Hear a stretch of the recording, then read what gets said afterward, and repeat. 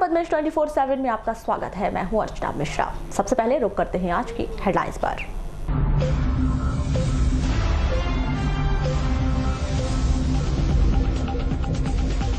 जिले का बदला मौसम, जमकर चली धूल भरी आंधी, जनजीवन हुआ प्रभावित। तेज हवा से गिरे पेड़ के नीचे दबने से 2 गंभीर रूप से घायल। आकाशीय बिजली गिरने से महिला की मौत, ग्राम खुरसौड़ी की घटना। बस कंडक्टर की संदिग्ध परिस्थिति में मौत, परिजनों ने की जांच की मांग।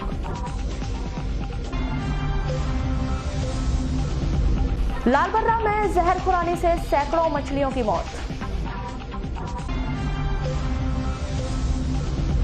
लिंगा नेत्रा मार्ग पर दुर्घटनाग्रस्त मोटरसाइकिल में लगी आग, बाल बाल बचा वाहन चालक। और कवर्धा से संचालित होगा बालाघाट का नक्सलवाद, जिले में सक्रिय हुआ बोरला विस्तार दलम। और अब समाचार विस्तार से। शुक्रवार की दोपहर 4 बजे मौसम ने अचानक करवट ली। आसमान में काले बादल छा गए और देखते ही देखते तेज आंधी धूल भरे तूफान के रूप में बदल गई। तूफान की वजह से बालाघाट जनपद पंचायत परिसर में लगा विशाल लिप्टन का पेड़ मोटरसाइकिल से जा रहे 3 लोगों पर गिर गया। घटना में 2 लोग गंभीर रूप से घायल हो गए, जिन्हें जिला अस्पताल में उपचार के लिए भर्ती कराया गया है। आपको बताएं कि तूफान का असर जिले के अमूमन सभी तहसील में दिखाई दिया। इस दौरान लालबर्रा बालाघाट लांजी में इसका असर अधिक बताया जा रहा है। शुक्रवार को अचानक तूफान के कारण जय स्तंभ से काली पुतली की ओर आ रहे मोटरसाइकिल चालक मनोज मेश्राम उम्र 40 वर्ष, आर्यन मेश्राम उम्र 14 वर्ष गंभीर रूप से घायल हो गए। वहीं बाइक चला रहे राजकुमार मेश्राम को आंशिक चोटें आई है।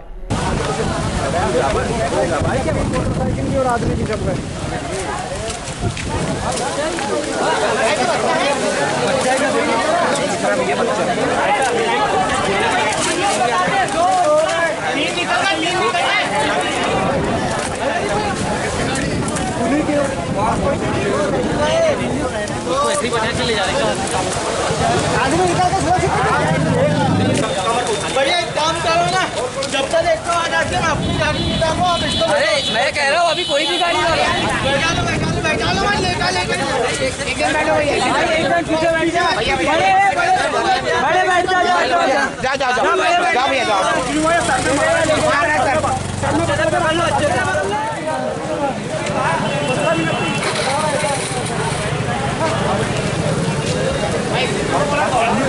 हमें निकल गई निकले बोलते हैं। इधर देख लेते भैया, और कोई है तो नहीं यार। देख लो यार।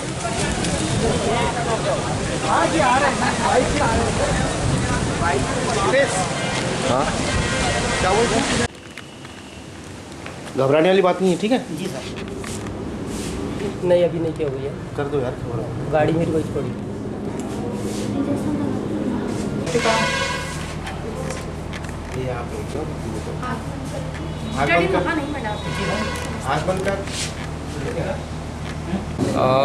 हम लोग जय स्तंभ चौक से जा रहे थे काली पुतली तक के अपना आधार कार्ड निकालने के लिए, तो अचानक तेज़ हवा और आंधी चली, तो उसमें एकदम से पेड़ हमारे ऊपर में गिरा, तो हम तीनों लोग गाड़ी से थे, तो हम लोग दब गए और हमको बहुत छूट आई है।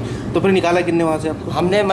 मैं थोड़ा सा फंसा हुआ था, फिर मैं बाहर निकला और वहाँ से आवाज़ लगा कि भैया बचाओ मदद चाहिए ऐसा करके, तो फिर बाकी लोग दौड़े वहाँ।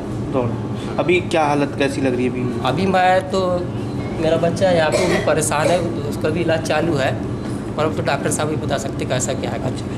क्या नाम है इनके? मेरे बच्चे का नाम है आर्यन मिश्रा और भाई का नाम है मनोज मिश्रा। सर अभी 3 लोग घायल अवस्था में आए थे जिनके ऊपर पेड़ गिरने की बात कही जा रही थी, अभी कैसी क्या कंडीशन है सर? अभी तो एक 12-13 साल का बच्चा आया हुआ है, उसके सर में थोड़ी मार है और उसका CT स्कैन करा के देखेंगे, थोड़ा सा घबराया हुआ है। थोड़ी देर बाद दवाई लगाने के बाद उसको थोड़ा सीडेट करेंगे, फिर असेस करके बता पाएंगे CT स्कैन की रिपोर्ट पे। ये जो यंग मेल आया हुआ है इसकी तो स्थिति अभी ठीक है, हालांकि उसको टाँके करते हैं स्कैल्प पे। बाकी आगे स्थिति CT लायक तो नहीं है, पेशेंट ये स्टेबल है, पर पेड़ गिरने की वजह से हुआ ऐसा ये लोग हिस्ट्री दे रहे हैं। बच्चे की स्थिति हम लोग CT स्कैन के बाद बता पाएंगे, हालांकि ये जो यंग मेल है ये तो ठीक है स्थिति। सर अभी दोनों सुरक्षित है? अभी सुरक्षित है, कोई इसमें कोई दिक्कत वाली बात नहीं है। आपको बताया कि तूफान की वजह से शरेका कोस में स्थित नवनिर्मित मकान की दीवार धराशायी होकर गिर गई। इसमें किसी भी प्रकार की जनहानि नहीं हुई है। ये आवास योजना का था प्रधानमंत्री, तो ये हवा तूफान आई, इस वजह से इनकी जो दीवारें पूरी सज्जा लेवल हो गई थी, तो वो हवा तूफान से गिर गई है। पर अभी का जो तूफान जो आया था, हाँ, अभी के तूफान से कितने का नुकसान हुआ होगा? फिर भी नुकसान तो बहुत हो गया, लगभग 50,000 का नुकसान हो गया। अच्छा, किसका मकान बन रहा था ये राजकुमार मदनकर जी। अच्छा, ये बताइए कौन सा वार्ड पड़ता है ये वार्ड नंबर 30। तो आपने किसी को बताया अभी तो मैं पार्षद महोदय जी को फोन लगाया तो वो उठा नहीं रहे। नवतपा के बाद भीषण गर्मी से जिला भट्टी की तरह तप रहा था। शुक्रवार को अचानक मौसम में बदलाव के कारण धूल भरी आंधियां चली, लेकिन इस बीच लोगों को गर्मी से राहत मिलती दिखाई दी। वहीं दूसरी ओर तूफान के कारण कई जगह पेड़ धराशायी हो गए और इस कारण देर रात तक जिले के कई स्थानों पर बिजली व्यवस्था बहाल नहीं हो सकी थी।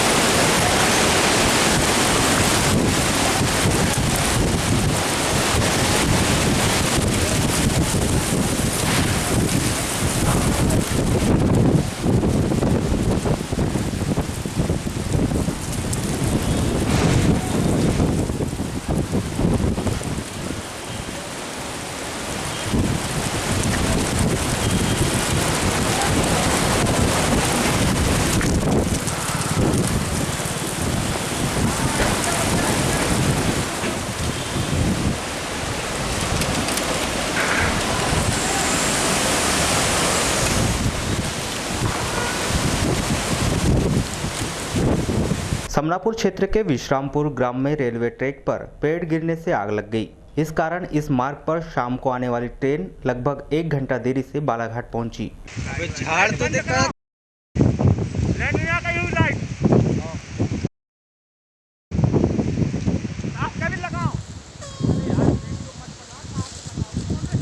लगा दिए। बालाघाट जिले के लिए नक्सलियों ने अब नई रणनीति तैयार कर ली है। कवर्धा से बालाघाट, मंडला, डिंडोरी और मुंगेली जिले तक का नेटवर्क चलाया जाएगा।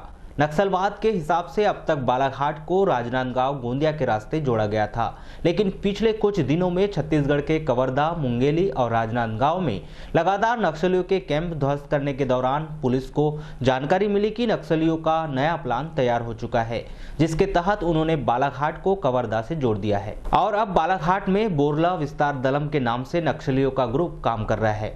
आपको बताएं कि अब पुलिस को छत्तीसगढ़ की दोनों सीमा राजनांदगांव और कवर्धा पर हमेशा मुस्तैद रहना होगा। पुलिस अधीक्षक बालाघाट अभिषेक तिवारी बताते हैं कि इस विषय पर लगातार जानकारियां मिल रही है।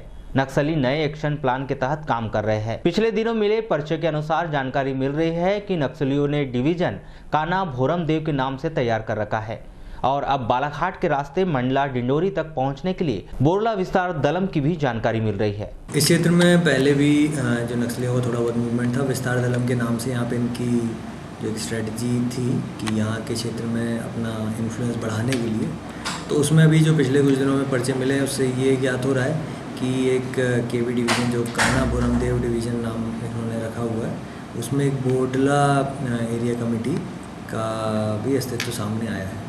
बालाघाट में नक्सलवाद 1990 के दशक में पहुंचा। उस समय जिले के भीतर मलाजखंड दलम, टांडा दलम और परसवाड़ा दलम सक्रिय थे। वक्त के साथ साथ नक्सलवाद के काम करने में भी बदलाव आया। इस दौरान उन्होंने कुछ दलम भी खत्म कर दिए।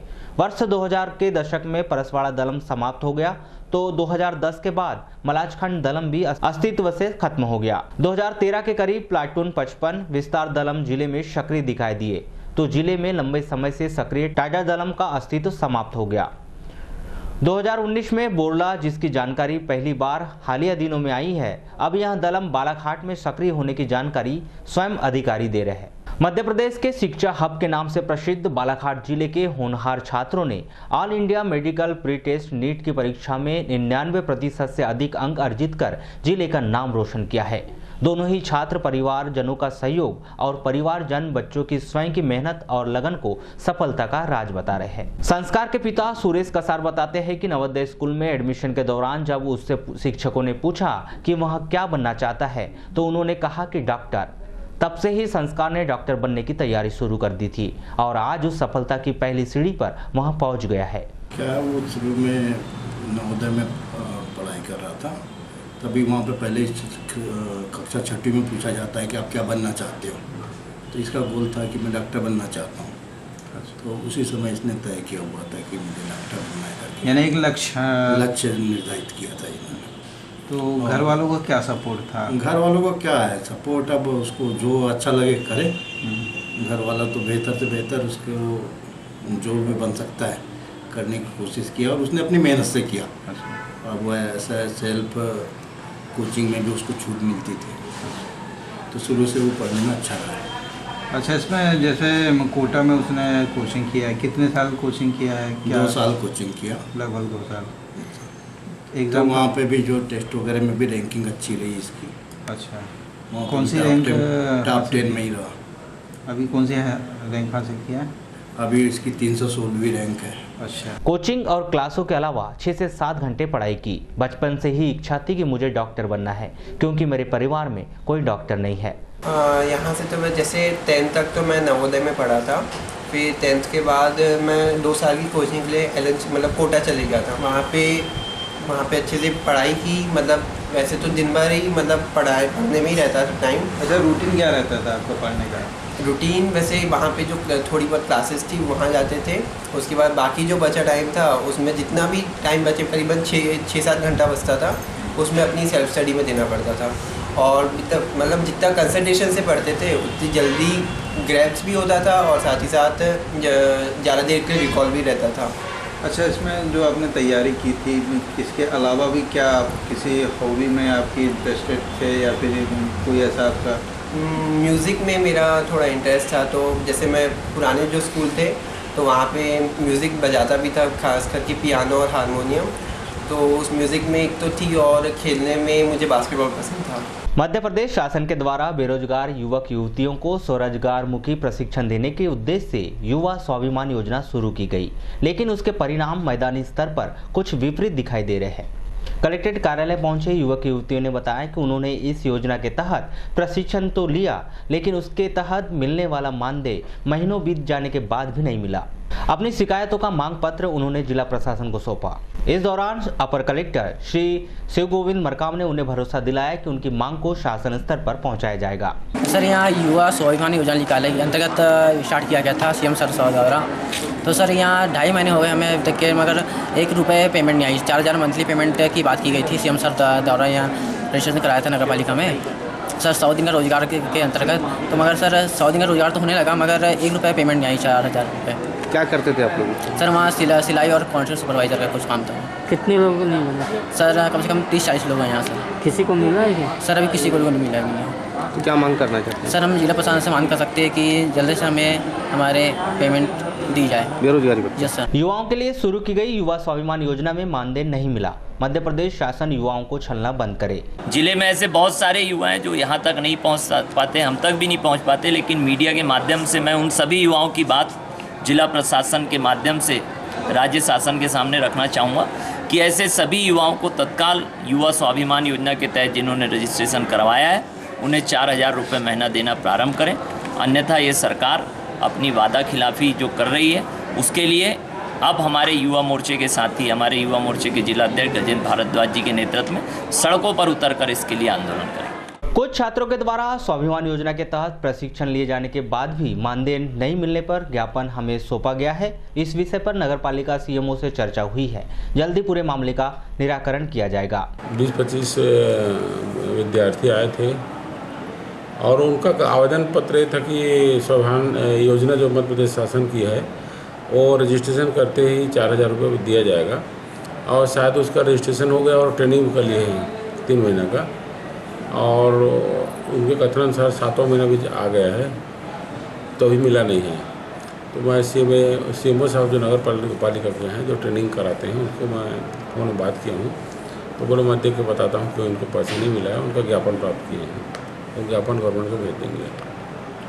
लालबरा पांडरवानी पंचायत के अंतर्गत आने वाले बेल तालाब में अज्ञात व्यक्ति के द्वारा जहर डाल दिए जाने के बाद 1.5 लाख रुपए से अधिक की मछलियों की मौत हो गई। पूरे मामले की शिकायत पुलिस में कर दी गई है और पुलिस जांच की बात कर रही है। आपको बताएं कि भीषण गर्मी के कारण जिले भर में पानी की कमी से पशु, पक्षी और मछलियों की मौत वैसे ही सामने आ रही है, तो दूसरी ओर लालबरा में इस तरह जहर खुरानी से कई क्विंटल मछली मर गई है। ये रात्र में किसी ने जहर डाल दिया है तालाब में, जिससे मछलियाँ मर रही हैं। तो आपका निजी तालाब है ये? निजी नहीं है, पंचायत का है, लीज पे लिया गया है। लीज पे लिए थे? हाँ, समूह को है। ऐसा तो कितने वर्षों से आप काम कर रहे हैं यहाँ पे तालाब में? यहाँ पे लगभग 30 वर्षों से काम कर रहे हैं आप लोग यहाँ पे। लेकिन ये पहली बार ऐसी घटना हुई है जो मछलियाँ मर रही हैं, जहर की पुड़िया मिली है वहाँ बीच तालाब में, उसको निकाल के उधर रख दिया गया है। तो कौन कौन सी मछलियाँ यहाँ पे? यहाँ रहू, कतला, कामनकार, मतलब सभी वैरायटी की मछलियाँ। पूरी मछलियाँ यहाँ पे? सभी वैरायटी की मछलियाँ। तो क्या हुआ ये कि कितनी मछलियाँ मर गई अभी तक की? लगभग 10 कुंटल से ज्यादा मछलियाँ मर चुकी अभी तक की। हाँ। खैरी फटाका फैक्ट्री में हुए विस्फोट में अपनी जान गंवाने वालों को आज 2 वर्ष पूरे हो चुके हैं। घटना की याद में गत वर्ष की तरह इस वर्ष भी ग्राम पंचायत खैरी में विस्फोट में मारे गए 26 लोगों की पुण्यतिथि नम आंखों से मनाई गई। इस अवसर पर पंचायत भवन में सुंदरकांड का आयोजन किया गया, जिसके पश्चात सभी मृतकों के छायाचित्रों पर माल्यार्पण कर उन्हें श्रद्धांजलि दी गई, जिसके पश्चात पुण्यतिथि भोज भी कराया गया। आपको बताएं कि ग्राम पंचायत खैरी में संचालित फटाका फैक्ट्री में 7 जून 2017 की शाम करीब 3:45 बजे विस्फोट हो गया था।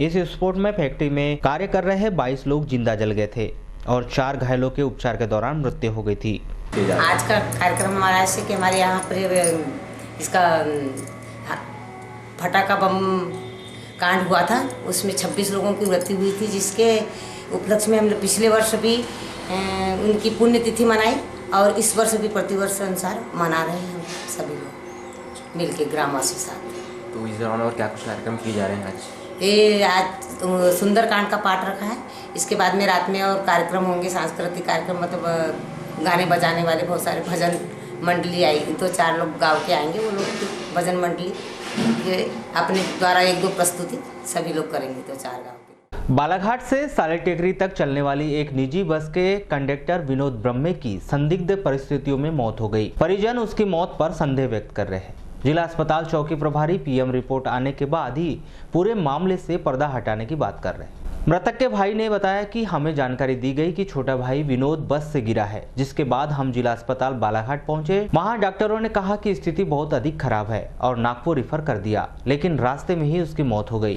कंधे पर और सर पर चोट के निशान है, जिससे यह संदेह भी हो रहा है कि बस से गिरकर कैसे मौत हो सकती है। पता चला कि बस से गिरा है करके, तो कुछ लोगों ने यहाँ पर एडमिट करवाया, तो हमको खबर मिली तो हम सीधे हॉस्पिटल ही आए।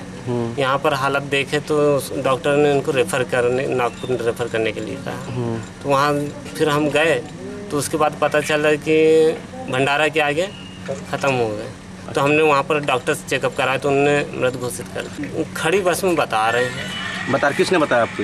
ये जो लाए थे एडमिट करके हॉस्पिटल में, वो लोग बता रहे। कहाँ? चलती बस से तो नहीं है, लेकिन हो सकता है कि किसी के साथ कुछ हो या कह नहीं सकते। सर में चोट है, इधर कंधे में चोट है और पीछे बैक शोल्डर में, पीछे इधर साइड में भी है।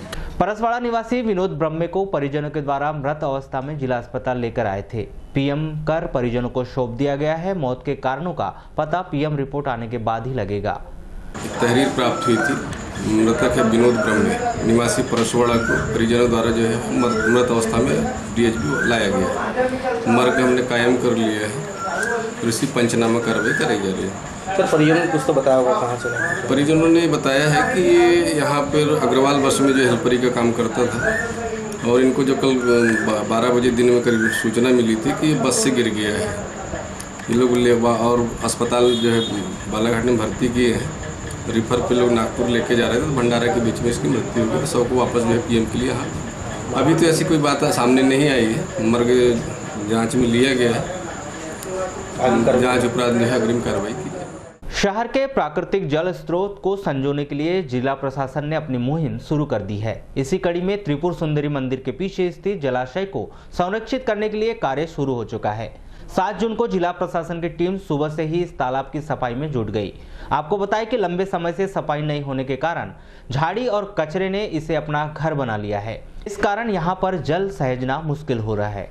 प्रशासन की इस मुहिम के बाद निश्चित ही इस मृत हो चुके तालाब को नया जीवन मिलने की उम्मीद लगाई जा रही है।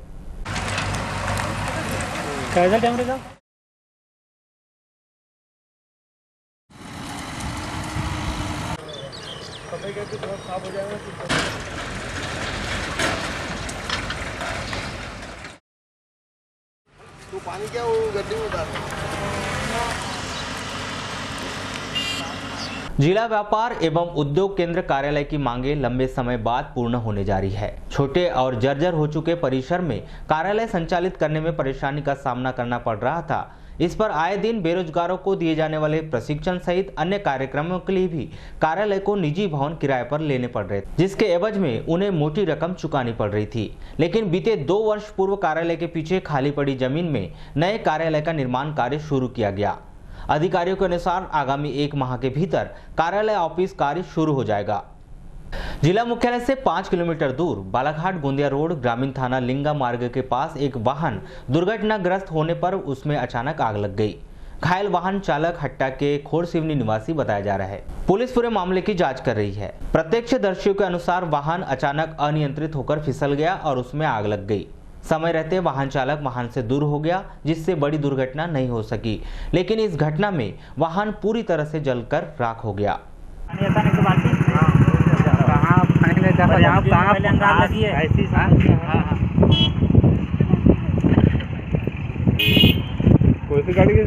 भीषण गर्मी के प्रकोप से मनुष्य के साथ साथ पशु पक्षी भी अछूते नहीं है। एक दिन पहले मलाजखंड टाउनशिप में सैकड़ों चमगादड़ की मौत का समाचार आया तो 7 जून को जिले की खैलांजी क्षेत्र के मोहगांव घाट में 1 दर्जन से अधिक वानरों की मौत की जानकारी सामने आई है।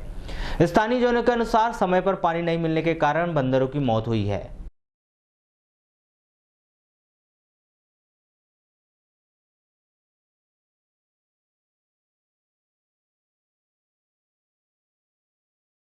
वर्षा ऋतु के पूर्व शहर के सभी वार्डों की नालियों की साफ सफाई करना एवं नालों की गहरीकरण कर पानी की निकासी की समुचित रूप से व्यवस्था हो सके। 7 जून को जिला कलेक्टर के सभागार में जिला कलेक्टर श्री दीपक आर्य ने नगरपालिका के कर्मचारियों की बैठक आहूत की। आयोजित इस बैठक में कलेक्टर ने अधिकारियों और कर्मचारियों को दिशा निर्देश दिए कि आगामी समय में वर्षा ऋतु के पहले शहर के सभी नालियों और रोडों की साफ सफाई करना एवं बड़े नालों का गहरीकरण कर बारिश का पानी सुगमता से निकल सके। इन्हीं मुख्य बिंदुओं को लेकर श्री आर्य ने निर्देश दिए हैं कि जरा सी भी किसी अधिकारी कर्मचारी द्वारा लापरवाही बरती जाती है तो उनके खिलाफ अनुशासनात्मक कार्यवाही कर दंडित किया जाएगा। बड़ा नुकसान में जाओगे, मैं आपराधिक प्रकरण दर्ज करूंगा, एफआईआर दर्ज करूंगा और नौकरी का भी पता करूंगा। मैं चाहता हूँ कि आप लोग ऐसा मौका ना दो, इसलिए मैं आज आप समझाने का कायम मत करना। आपने मांगी तो कायम कर दी और ऐसा मुझे मैं मिल गया ना कोई कि भाई कोई बड़ी बिल्डिंग बनी है और उसका आपने कैलकुलेशन कम कर रखा है तो आप लोगों ने घातक होगा फिर। या तो आप छोटे पैसे देख लो उसकी मदद करने के लिए या फिर आपको पूरी नौकरी देख लो। शिक्षण सत्र की शुरुआत होते ही वारासिवनी तहसील शिक्षा विभाग के अधिकारी विभिन्न योजनाओं के विस्तार के लिए जुड़ गए हैं। इसी कड़ी में पहली कक्षा से 12वीं तक पुस्तकों का संकुल और जन शिक्षकों के माध्यम से वितरण होना है, जो 17 जून से प्रारंभ हो जाएगा। नया सत्र 1 अप्रैल से शुरू हो गया है, 1 अप्रैल 2019 से, और वर्तमान में क्या है, पुस्तकें लेट प्राप्त हुई देरी से, और इसी महीने मतलब हम लोगों ने क्या पुस्तक जैसे प्राप्त हुई है और उसका वितरण प्रक्रिया जनशिक्षा केंद्र में कर दिया गया। और हायर सेकेंडरी स्कूल की भी पुस्तकें प्राप्त हो गई है, जिसमें हमने संकुल वाइज जो स्कूल है, जिस स्कूल के मतलब प्रिंसिपल है, उसको हमने पत्र जारी कर दिया और वितरण भी शुरू हो। सर कहाँ से किए जा रहे हैं वितरण? हमने मतलब BRC कार्यालय में एक कक्ष में रखी हुई पुस्तकें हैं, वहाँ से हमने जनशिक्षा केंद्रवार पुस्तकों का वितरण किया। सर ये बच्चों को कब से वितरण किया जाएगा? अभी मतलब बच्चे जब आएंगे विद्यालय 17 तारीख से संभवतः है, और कुछ बोलते हैं कि डेट बढ़ गई है, पर अभी हमारे पास 17 तारीख ही मान रहे हैं, तब से बच्चे आएंगे और सभी बच्चों को वितरण कर देंगे। 17 जून से नया सत्र प्रारंभ हो सकता है। नया सत्र तो प्रारंभ हो गया, पर जो स्कूल चले अभियान का द्वितीय चरण प्रारंभ हो। प्रथम चरण तो 1 अप्रैल से था, अब 1 अप्रैल से पुस्तकें प्राप्त नहीं हुई थी, इसलिए वितरण नहीं किया। किसानों को उन्नत तकनीक और फसल उत्पादन बढ़ाने में मददगार मिट्टी परीक्षण प्रयोगशाला कार्यालय जड़ देखने के अभाव में जर्जर हो रहा है। आपको बता दें कि कुछ वर्ष पहले ही वारासिवनी तहसील मुख्यालय में इसका निर्माण किया गया था, लेकिन लगातार स्टाफ की कमी और देखने के अभाव में बिल्डिंग कबाड़ में तब्दील होती जा रही है। इस विषय में जब कृषि विभाग के अधिकारियों से चर्चा की गई तो उन्होंने तत्काल ही जानकारी लेने की बात कर मृदा परीक्षण प्रयोगशाला वारासिवनी की मरम्मत की बात कही। एक्चुअली तो बिल्डिंग का देखरेख अभी तक किसी ने किया ही नहीं, ठीक है। जब से मैं यहाँ पर रह रहा हूँ तब से इस बिल्डिंग की देखरेख हो रही, ठीक है। जब पहले लोगों ने कांच भी तोड़ दिया तो देखिए आप लोग, लेकिन अब रही मिट्टी परीक्षण की बात, तो मिट्टी परीक्षण की मिनी प्रयोगशाला अभी हमारे वरिष्ठ कृषि विकास अधिकारी के ऊपर यानी कार्यालय में चालू है, जहाँ मिट्टी परीक्षण रेगुलर हो रहा है।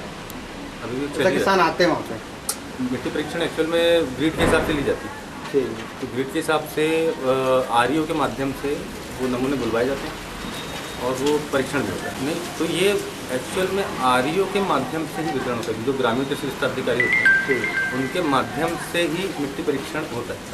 वही सैंपल लेकर आते हैं, उनके माध्यम से सैंपल जमा भी होता है और रिजल्ट भी उनके माध्यम से डिस्ट्रीब्यूट करते हैं। तो ये जो भवन बना हुआ तो यहाँ क्यों प्रारंभ नहीं हुआ है? ये तो भाई प्रशासन बता पाएगा। 26 मई को स्वयं की हत्या की कहानी रचने वाले शिक्षक जितेंद्र ठाकरे के निजी स्कूल और घर से 3 लाख रुपए से अधिक की चोरी हो गई। आपको बता दें कि शिक्षक ठाकरे की मौत होने पर उसके परिजन पैतृक गांव खारा चले गए थे। इस दौरान चोरों ने फायदा उठाकर उसके घर और स्कूल पर हाथ साफ कर लिया। 26 तारीख से जो घटना हुई, 26 तारीख से हम लोग खारा चले गए थे। इसके बाद कल आए, कल 12 बजे लगभग, तो देखे तो ताला टूटा हुआ था और पूरा सामान टूटा हुआ था। क्या क्या चोरी हुआ? ऑफिस से प्रिंटिंग मशीन, लैपटॉप गया और LED लॉयड की थी, मिक्सी गई, इंडक्शन चूल्हा और तांबे और पीतल के बर्तन गए, 2.5 तोला सोना था, नेकलेस और झुमके, और टेम्पली भी गया, जो वेल्डिंग मशीन होती है वो भी गई, यानी और भी सामान गया। इसकी रिपोर्ट कल ली? इसकी रिपोर्ट कल ही हुई। नवीगांव थाना से पुलिस आई थी फिंगरप्रिंटों के लिए। जिला कराटे संघ द्वारा कराटे खिलाड़ियों के साथ साथ हाल के दिनों में संपन्न हुए लोकसभा चुनाव के सुचारू रूप से संचालन और मतदान के प्रतिशत बढ़ाने के लिए कलेक्टर दीपक आर्य का सम्मान किया गया। अभी नीति गई है सर, परसों से इवेंट वहाँ स्टार्ट हो गया सर। अगर वो गोल्ड वहाँ जीतती है तो उसका पुनः एक बार स्वागत करते हैं। आज बड़े ही हमारे लिए खुशी की बात है। इसके पहले भी हमने आपसे कहा था कि हमारे जो बच्चे यहाँ से डिस्ट्रिक्ट से स्टेट खेले रवाना हुए थे, बहुत अच्छा रिजल्ट उन्होंने दिया। हमारे पास 10 मेडल जो हमें प्राप्त हुए, जिसमें से 2 मेडल गोल्ड हैं। और वे बच्चे हमारे कल 9 तारीख को, आज ही हमारे बच्चे दिल्ली रवाना हो गए और कल से वहाँ पे नेशनल टूर्नामेंट चालू हो जाएंगे। और ये खुशी हमारे लिए रहेगी कि जो बच्चा अगर नेशनल में गोल्ड जीतता है वो पूरे देश का नेतृत्व करेगा एशियन कप चैंपियनशिप के लिए। तो ये बालाघाट ज़िले के लिए गौरव की बात होगी कि हमारे बच्चे यहाँ से ज़िले के माध्यम से स्टेट खेलते हुए, स्टेट से नेशनल खेलते हुए अगर नेशनल में क्वालिफाई हो जाते हैं तो वो इंटरनेशनल टूर्नामेंट क्वालिफाई करेंगे। और जो बच्चे अभी स्टेट में जिन्होंने सिल्वर और ब्राउन्स प्राप्त किया है, उन्हें माननीय कलेक्टर महोदय द्वारा यहाँ सम्मान किया जा रहा है। और गोल्ड मेडल हमारे बच्चे जो अभी चले गए हैं, वे दोबारा जब वहाँ से जीत के आएंगे, हम बिल्कुल उनका भी सम्मान करेंगे। और एक अच्छी बात, हमारे जिला कराटे संघ द्वारा एक निर्णय लिया गया था कि शासन द्वारा जो अभी वर्तमान में चुनाव निपटे हैं, ग्रामीण थाना अंतर्गत ग्राम खुरसौड़ी में आसमानी बिजली गिरने से एक महिला श्रीमती देवलाबाई पति देवलाल नकपुरे उम्र 35 वर्ष की मौत हो गई। बताया गया है कि 7 जून को मृतिका अपने परिवार के साथ खेत में रवि की धान के बोरे बांध रही थी। शाम 5 बजे के करीब आंधी तूफान के दौरान आसमानी बिजली गिरने से देवलाबाई बेहोश हो गई थी, जिसे 108 एम्बुलेंस की मदद से जिला चिकित्सालय लाया गया, जहां चिकित्सकों ने उसे मृत घोषित कर दिया। वारासिवनी में भी शुक्रवार को मौसम ने अचानक करवट ली। इस दौरान जमकर धूल भरी आंधियां चली और इसके बाद हल्की बारिश हुई। पूरे तहसील में बिजली व्यवस्था कुछ समय के लिए बाधित हुई। भीषण गर्मी के बाद चली आंधी, तूफान और बूंदाबांदी ने लोगों को राहत दी और फिजा में ठंडक घुल गई।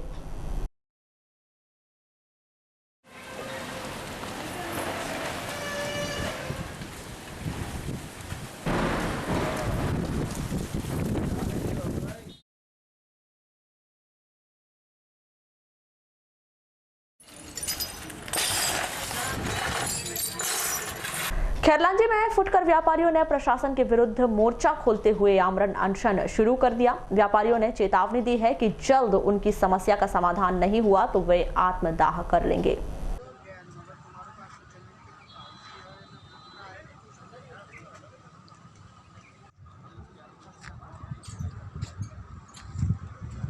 विगत 1 वर्ष का अरसा बीत गया है और हम जो फुटकर व्यापारी है, जो तहसील किनारे रोड को छोड़ के जो हम अपनी रोजी रोटी जो सुचारू रूप से जो चला रहे थे, लेकिन यहाँ स्थानीय प्रशासन माननीय तहसीलदार जी के माध्यम से हमेशा आए दिन हमारे फुटकर व्यापारी को प्रताड़ित किया जा रहा है एवं उनको धौंस देके जो ये अतिक्रमण का जो ये डंडा चला रहे हैं, प्रशासन के सामने अपनी वाहवाही लूटने का प्रयास कर रहे हैं। अपने कुछ ही दुकानों को तोड़ने का यहाँ पे उनने बीड़ा उठाया और ऐसा प्रतीत हो रहा है कि आपसी साठगांठ करके वो हम कुछ ही फुटकर व्यापारियों को टारगेट बनाने का प्रयास कर रहे हैं। तो हम चाह रहे हैं, जिला प्रशासन से मांग कर रहे हैं कि तहसीलदार जो कुछ ही यानी जो टारगेट बना के चल रहे हैं कुछ हमारे फुटकर व्यापारियों को, तो टारगेट ना बनाए।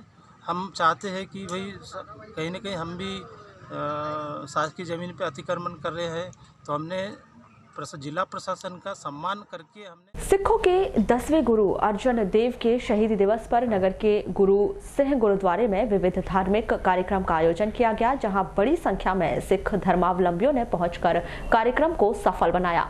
इस अवसर पर गुरु ग्रंथ साहब की संपूर्णताई एवं लंगर का आयोजन किया गया, जिसमें बड़ी संख्या में श्रद्धालुओं ने पहुंचकर महाप्रसाद ग्रहण किया।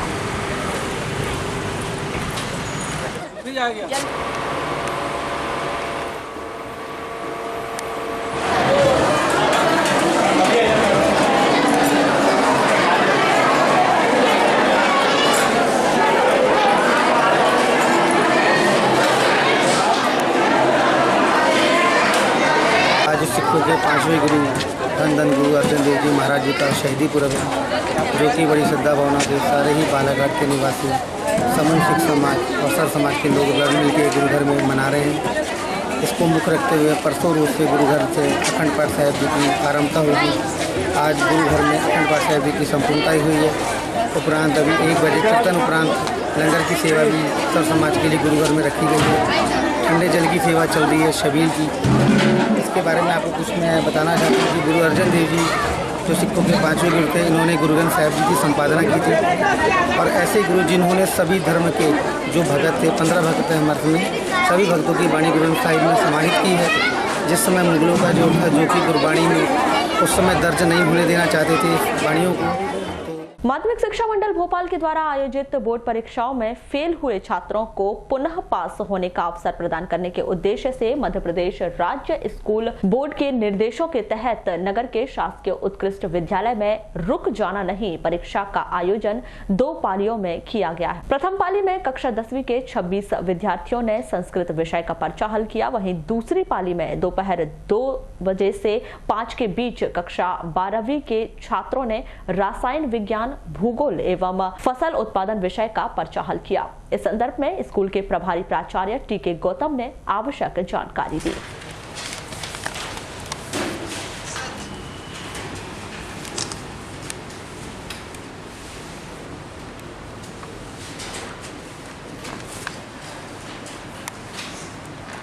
इसमें यह है कि जो हायर सेकेंडरी परीक्षा 2019 में जो बच्चे 10वीं और 12वीं में मतलब हाई स्कूल और हायर सेकेंडरी में अनुत्तीर्ण हो गए, तो पिछले बार शासन ने ऐसी सुविधा प्रदान की है कि वो रुके नहीं, बीच में ही तत्काल में उनकी महीने भर के अंदर में परीक्षा करा करके और फिर उस परीक्षा में वो शामिल होने का अवसर दिया। तो इसको मध्य प्रदेश राज्य शिक्षा बोर्ड को मतलब उसकी परीक्षा संपादित कराने के लिए वो मतलब देता है। सिवनी में सहारा इंडिया कार्यालय में एक एजेंट के द्वारा आत्मदाह के मामले में जहां एक और पुलिस छानबीन कर रही है, वहीं इस मामले में बालाघाट सहारा इंडिया कंपनी के सेक्टर मैनेजर संतोष कुमार सिंह का कहना है कि इस प्रकार की घटनाओं से परेशानियां तो होती हैं, ग्राहक भी पॉलिसी लेने से हिचकते हैं। उन्होंने इस घटना के संदर्भ में कहा कि एजेंट के द्वारा यह आत्मघाती कदम व्यक्तिगत लेन देन के चलते उठाया गया है। ऐसी जानकारी हमें मिली है कि जबकि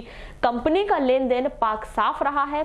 आपको बता दें कि बालाघाट जिले में करीब 10 लाख खाता धारक जो सहारा इंडिया कंपनी से जुड़े हुए हैं, उनकी मैच्योरिटी की राशि उन्हें अब तक नहीं मिल पाई है। इस संदर्भ में sector manager S Kumar Singh क्या कहते हैं, आइए जानते हैं। से ये पता चला है कि जो व्यक्ति ने सुसाइड किया है उनका कई जमाकर्ताओं से लेन देन बाकी था, बहुत ड्यूज था उनके ऊपर, और जमाकर्ता जाकर के काफ़ी परेशान भी कर रहे थे। और संस्था में तो जानते ही हैं सबको, भाई कोई किसी बात कोई छिपी नहीं है कि डिले ज़रूर हो रहा है, बट 9% एक्स्ट्रा ब्याज के साथ ये पैसा वापस दिया जा रहा है। और इसलिए किसी को घबराने की ज़रूरत नहीं है। वो पर्सनल लेन देन था किसी का, और वो व्यक्ति जा कर के उनके यहाँ प्रताड़ित कर रहा था। इस वजह से वो आकर के वहाँ पर आक्रोशित, और हर डॉक्यूमेंट्स पर यहाँ का फ़ोन नंबर है, सब पासबुक में फ़ोन नंबर रहता है। विशेष जानकारी के लिए जो पढ़े लिखे व्यक्ति हैं वो जो है रसीद पर प्रिंट होकर के अमाउंट आता है, कितना पैसा जमा है। आजकल लोग क्या करते हैं, कच्ची डायरी बना लेते हैं। आप कच्ची डायरी का आधार पर कहते हैं मेरा इतना पैसा जमा है, जबकि उनको खुद मालूम होना चाहिए कि हर रसीद पर बैलेंस अमाउंट कितना आपका जमा है, सब प्रिंट होकर के आता है। लालबर्रा शहर में बीते दिनों की गई अतिक्रमण हटाओ कार्यवाही का मलबा नालियों में जमा हो गया है, जिससे नालियां पूरी तरह से बंद हो गई हैं। अब शहर के लोगों को परेशानियों का सामना करना पड़ रहा है। बस स्टैंड में आलम सबसे बुरे हैं, जहां पर पानी की निकासी एक बहुत बड़ी समस्या बन गई है। व्यापारी वर्ग परेशान है। उन्होंने इस विषय में जिम्मेदारों को जानकारी भी दी, लेकिन कोई भी कार्यवाही नहीं की गई है। स्थानीय लोग यही मांग रहे हैं कि नाली की मरम्मत नहीं की गई तो बारिश होने पर बहुत अधिक परेशानी का सामना करना पड़ेगा और स्थानीय बस स्टैंड में जल भराव की स्थिति निर्मित हो जाएगी।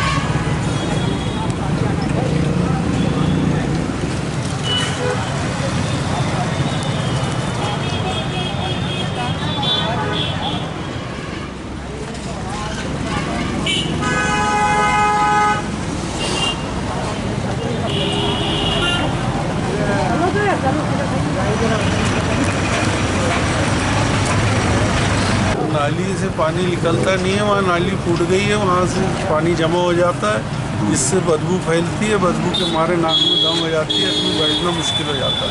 कब से बनी हुई है ये समस्या? ये समस्या अभी जब से वो अतिक्रमण की कार्रवाई हुई थी, जब वो पत्थर वहाँ से हटाया गया तो उसके बाद से वो उड़ गया वो। वहाँ एक दो गाड़ियाँ घुस भी चुकी हैं वहाँ तक, आज भी एक कार घुसी। ये अभी क्या अतिक्रमण वाली जो 16 तारीख को अतिक्रमण हटाने की जो मुहिम चलाई थी इन लोगों ने जी, तो इसमें क्या है कि यहाँ पे जो नाली है उसको नाली के ऊपर से भी पूरा उन्होंने हटा दिया, तो उसके पत्थर नाली के ऊपर रखे थे वो उन्होंने तोड़ दिए, और जो मलबा था वो अंदर चला गया, तो वहाँ से नाली हो गई चौक। अब उसको मरम्मत भी नहीं करवाई इन्होंने फिर बाद में। तो इसके पहले भी एक दो बार क्षतिग्रस्त हुई तो हमने अपने पैसे से हमने करवाए। अब उसके बाद अभी उनको बताया है कि ये नाली हमको मरम्मत करवाना है करके, तो अभी क्योंकि अब बरसात लगेगी तो फिर बरसात का पानी बस स्टैंड का पूरा वहीं जाएगा, तो पूरा बस स्टैंड में तालाब बन जाएगा। बुलेटिन के अंत में एक बार फिर नजर डालते हैं आज की हेडलाइंस पर।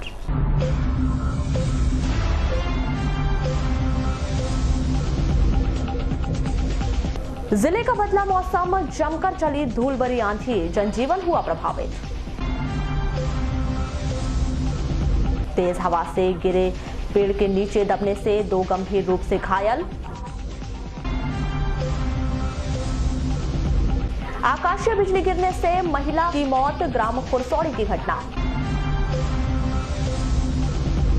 बस कंडक्टर की संदिग्ध परिस्थिति में मौत, परिजनों ने की जांच की मांग।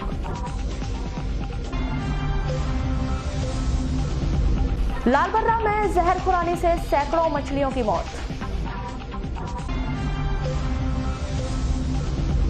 लिंगा नेत्रा मार्ग पर दुर्घटनाग्रस्त मोटरसाइकिल में लगी आग, बाल बाल बचा वाहन चालक। और कवर्धा से संचालित होगा बालाघाट का नक्सलवाद, जिले में सक्रिय हुआ बोरला विस्तार दलम। तो ये थी अभी तक की खास खबरें। खबरों की ज्यादा जानकारी के लिए लॉग इन कीजिए www.balaghategxpress.in पर। इसके अलावा आप अपने एंड्रॉइड फोन से प्ले स्टोर पर जाकर बालाघाट एक्सप्रेस ऐप भी डाउनलोड कर सकते हैं। तो आज बुलेटिन में बस इतना ही। अगले न्यूज बुलेटिन के साथ फिर मुलाकात होगी, तब तक के लिए नमस्कार।